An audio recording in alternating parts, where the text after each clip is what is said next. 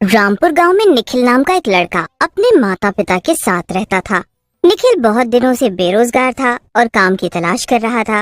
एक दिन निखिल के पिता दीनानाथ निखिल से बोलते हैं, निखिल बेटा, कुछ काम कर ले।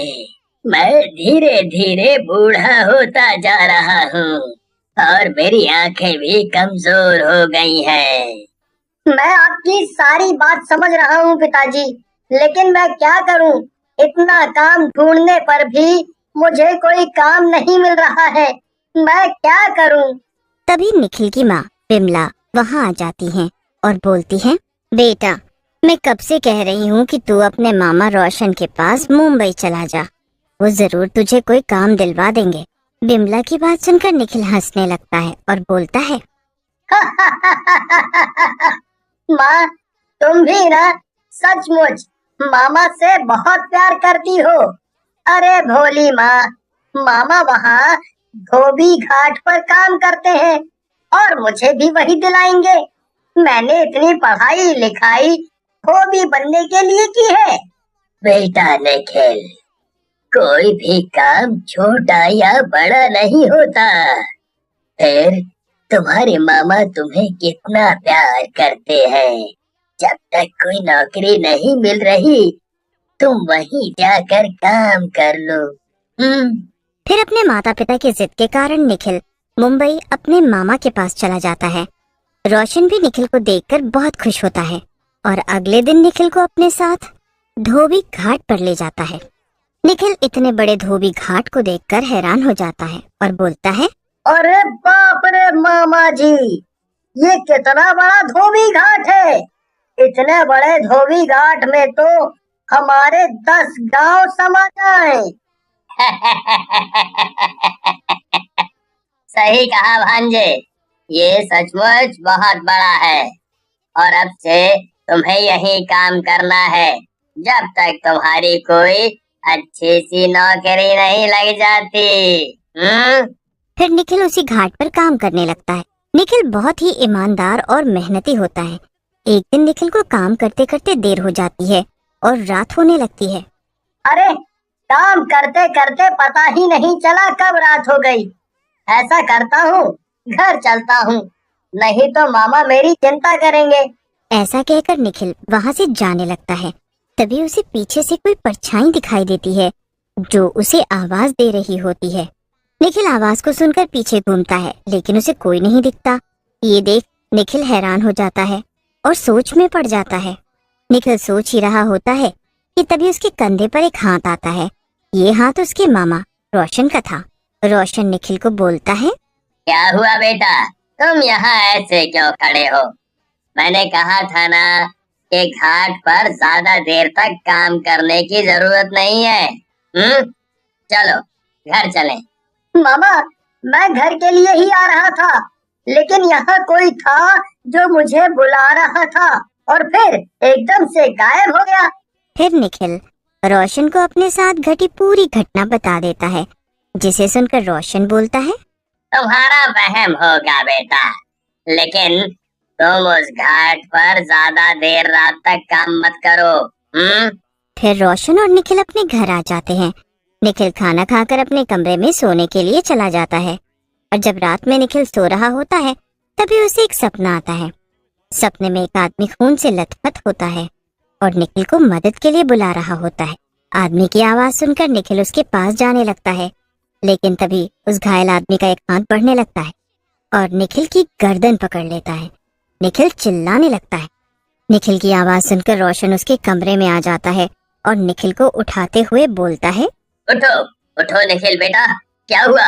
जागो, डरो मत। निखिल उठकर बैठ जाता है। रोशन निखिल से कहता है, क्या हुआ निखिल बेटा, कोई बुरा सपना देखा क्या? तुम्हें तो बहुत पसीने आ गए हैं, क्या हुआ? कोई डरावना सपना देख लिया क्या? हाँ मामा जी, एक मरा हुआ आदमी मुझे मारना चाहता था। बहुत खतरनाक था वो। तुम घबराओ मत और सो जाओ, बस थोड़ी ही देर में सुबह होने वाली है। अगली सुबह रोशन और निखिल तैयार होकर धोबी घाट पर काम करने लगते हैं। तभी वहाँ बैजू नाम का एक आदमी आता है और बोलता है, कल देर रात तक तुम ही काम कर रहे थे बेटा, हैं? अच्छी किस्मत है तुम्हारी जो बच गए। इस धोबी घाट में रात में कभी काम नहीं। इससे पहले निखिल बैजू से कुछ कहता, रोशन के जोर से चिल्लाने की आवाज आती है। निखिल और बैजू रोशन के पास पहुंचते हैं। रोशन के सर से बहुत खून बह रहा होता है और वो बेहोश हो गया होता है।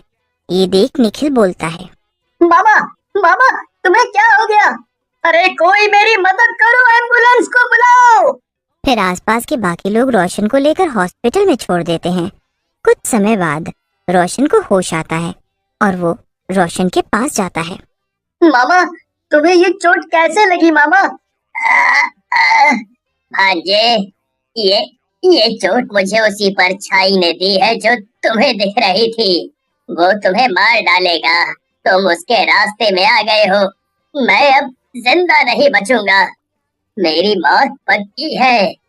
मेरी बहन और अपनी माँ को मेरा प्यार देना। ऐसा कहकर रोशन वहीं दम तोड़ देता है। निखिल बैजू की मदद से उसका अंतिम संस्कार कर देता है, लेकिन निखिल रोशन की मौत से बहुत दुखी होता है और वो उस परछाई को ढूंढने की कोशिश करता है, लेकिन उसे कोई नहीं मिलता। एक दिन वो बैजू से कहता है, बैजू जी, तुम मेरे मामा की तरह हो। मामा जी जिस दिन मरे थे उन्होंने किसी परछाई का जिक्र किया था। क्या तुम उसके बारे में कुछ जानते हो? क्या बोल रहे हो निखिल बेटा? भला मैं रोशन भैया की मौत के बारे में क्या बता पाऊंगा? अच्छा, मुझे देर हो रही है। मैं चलता हूँ। ऐसा कहकर बैजू वहाँ से चला जाता है। उसी रात निखिल को एक लड़का रमेश मिलता है। रमेश भूखा होता है। निखिल रमेश की हालत देखकर उसे खाने के लिए पैसे दे देता है और उसे धोबी घाट पर काम भी दिला देता है। उसी रात जब रमेश को भी रात में देर हो जाती है, तभी रमेश को परछाई दिखती है जो उसे बुला रही होती है। ओ रमेश, बचा लो मुझे, मेरे पास आओ, मैं मर जाऊंगा। रमेश परछाई के पास जैसे ही पहुंचता है, परछाई उसे पटक देती है। रमेश सर के फटने से मर जाता है। अगली सुबह निखिल जब घाट पर आता है, ये तो रमेश है। इस बेचारे को किसने मारा? ये तो कल ही काम पर लगा था। फिर निखिल रमेश का भी अंतिम संस्कार कर देता है और गुस्से में सीधा बैजू के पास जाता है और बोलता है, बैजू मामा, सच सच बताओ, ये सब क्या चल रहा है? मैं जानता हूँ तुम्हें सब कुछ पता है। यहाँ कुछ तो गड़बड़ है। पहले मामा और अब बेचारा रमेश। कौन मार रहा है लोगों को इस घाट पर? दरअसल तुम्हारे मामा इस घाट के मुखिया थे और बहुत ही ईमानदार थे। इस घाट पर सचिन नाम का एक धोबी रहता था जो चोर था। उसे बाकी लोगों ने चोरी करते हुए पकड़ लिया था। सचिन को पकड़ लिया था तो उससे क्या? मुझे पूरी बात बताओ बेटा। जब हाथ वालों ने सचिन को पकड़ा और उसे मारा, उसी मारपीट में वो मर गया। तुम्हारे मामा ने पुलिस के डर से उसकी लाश को किसी धोबी घाट में दफना दिया। बस तब से वो सचिन हर रात में आता है और रात में जो कोई भी उसे धोबी घाट में मिलता है उसे मार डालता है।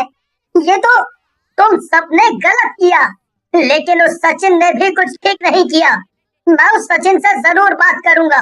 नहीं बेटा, वो बहुत शक्तिशाली प्रेत है, उससे कौनो नहीं जीत सकता। लेकिन निखिल नहीं मानता और रात में धोबी घाट पहुंच जाता है और सचिन का इंतजार करने लगता है। रात होते ही सचिन का प्रेत आता है और बोलता है, निखिल, आज तुम्हारी मौत पक्की है। सुनो सचिन, जो भी हुआ वो एक हादसा था, लेकिन तुम जो कर रहे हो वो खून है। ऐसा कहकर निखिल हनुमान जी की मूर्ति आगे कर देता है और हनुमान चालीसा पढ़ने लगता है। जैसे जैसे चालीसा आगे बढ़ती है, प्रेत गायब होने लगता है। थोड़ी देर में प्रेत पूरा गायब हो जाता है और फिर निखिल सचिन के शरीर को निकालकर उसका अंतिम संस्कार कर देता है ताकि उसे मुक्ति मिल सके। तब उसे उस धोबी घाट को भूत से छुटकारा मिल जाता है और सभी धोबी अब रात में देर तक काम करने लगते हैं। दोस्तों, हमें उम्मीद है कि आपको हमारी ये कहानी पसंद आई होगी। कृपया हमारे चैनल को सब्सक्राइब करें और सभी अपडेट्स के लिए बेल आइकन जरूर दबाएं। और हाँ, वीडियो लाइक और शेयर करना मत भूलिएगा। Bye bye.